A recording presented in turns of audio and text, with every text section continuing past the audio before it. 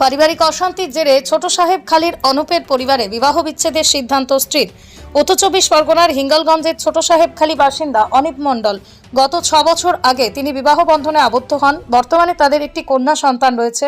অনুপ মণ্ডলের অভিযোগ তার স্ত্রী পরকীয়ায় লিপ্ত থাকে, তার ফলে পারিবারিক অশান্তির চরম পর্যায়ে। নেই স্বামী স্ত্রীর মধ্যে কোনো মেলবন্ধন। স্ত্রীর অভিযোগ তার কোনো পরকীয়া নেই, উল্টে স্বামীর পরকীয়ায় লিপ্ত থাকে। তার বিরুদ্ধে মিথ্যা অভিযোগ করছেন স্বামী। এই ধরনের ঘটনায় চাঞ্চল্য ছড়িয়ে পড়ে এলাকায়। যদিও অন্যদিকে স্বামী অনুপ মণ্ডল তিনি চাইছেন স্ত্রী ফিরে আসুক, আবার নতুন করে সংসার গড়তে, কারণ তাদের একটা কন্যা সন্তান রয়েছে। তার ভবিষ্যতের দিকে তাকিয়ে সবকিছু। প্রদীপ সরকারের রিপোর্ট, হিঙ্গলগঞ্জ নিউজ। আমার একটা কন্যা সন্তান আছে, আমি কন্যা সন্তানের ভবিষ্যতের দিকে তাকিয়ে আমি যাতে সংসার করতে পারি সেই জন্য আমি এখানে আমার স্ত্রী এই 2 মাস আমার ঘর ছেড়ে ওর মা আলাদা ঘর ভাড়া করে রেখেছিল। এইবারে আমার স্ত্রীর আগে একটা বিয়ে হয়ে গেছিলো, সেখানে একটা কন্যা সন্তান আছে, সেখানে ছেড়ে দিয়ে যাচ্ছে, এসে আমার সংসারও ভেঙে দিয়ে যাচ্ছে, আমার সন্তানের ভবিষ্যৎটা নষ্ট হয়ে যাচ্ছে। এইবারে এদের যে বাড়ি নির্দিষ্ট কোনো বাড়ি নেই, এরা ওর দিদিমার বাড়ি এসে থাকে। আর ওর মা ও যে ইদানিং বাবা বলে, কোনো বাবা ওর নেই, ওর মার সাথে এক ব্যক্তি থাকে। আমি এখান থেকে বিয়ে করেছি। কার বাড়ির থেকে? হ্যাঁ, কি হয় ওটা? ওর দিদিমার বাড়ির থেকে বিয়ে করেছিলাম। এইবারে দিদিমা আছে আর না, একাধিক জায়গায় আছে, আমি জানতাম না। একাধিক জায়গায় আছে আমি জানতাম না, কিন্তু আমি কলকাতায় কাজের সূত্রে যখন যাই, আমি ওখানে আমার 3 জনের যে সংসার, আমার একটা কন্যা সন্তান, আমার স্ত্রী, আমি এই 3 জনের যে পরিবার, এই পরিবার নিয়ে আমি খুব সুখী ছিলাম ওখানে। এইবারে আমি চাইছি সংসার করতে, কারণ হ্যাঁ, এইবার সে যখন চাইছে না, তাহলে তার পরিবেশকে আমি কি করতে পারি? আমি তো তার বেঁধেও রাখতে পারবো না। খারাপ দেখেছিলেন আপনি? আমি ওর খারাপ দেখেছি। আমি কলকাতায় কাজ করি, সকালবেলা কাজে যাই, সন্ধ্যেবেলা ঘরে ঢুকি।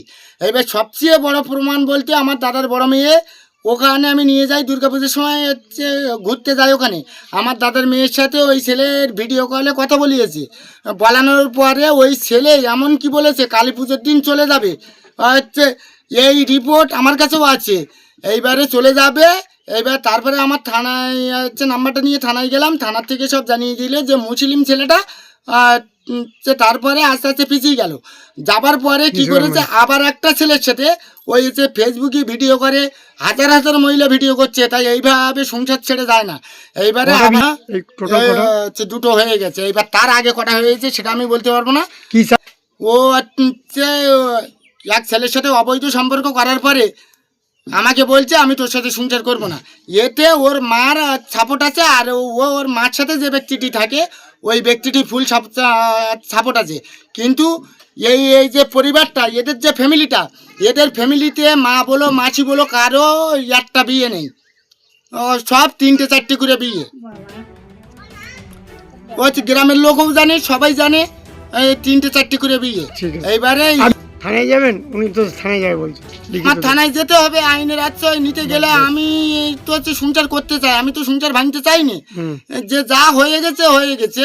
এইবারে আমাদের দেখো, আমাদের কর্মদোষে 1টার সময় 2টো বিয়ে করতে পারি, কিন্তু এগুলো একটা বিবেকে আমাদের বাদে। আমাদের বংশে কারো এইরকম নেই। আমাদের বংশে কোনো মেয়ে বাড়ি এসে ঠিক আছে, এখন তো থানায় যাবে বলছে। কি করবে থানায়? এবার থানায় নিয়ে গিয়ে আমি সারাদের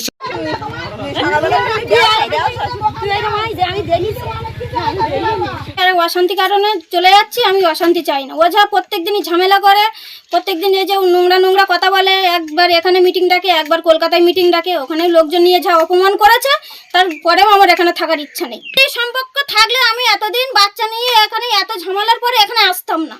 আমার যদি থাকতো আমি চলে যেতাম তার কাছে। আমি এখানে কিন্তু সংসার করতে আসতাম না। আমার যদি ইচ্ছা না থাকতো তাহলে সংসার করে এসে এই ঝামেলার মধ্যে আবার জড়াতাম না।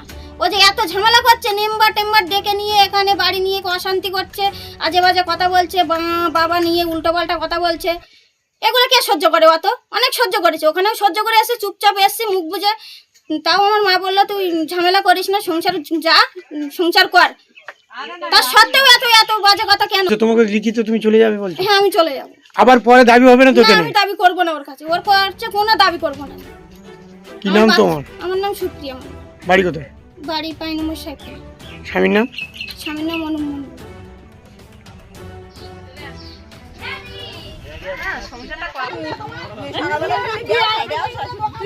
আমি দেখি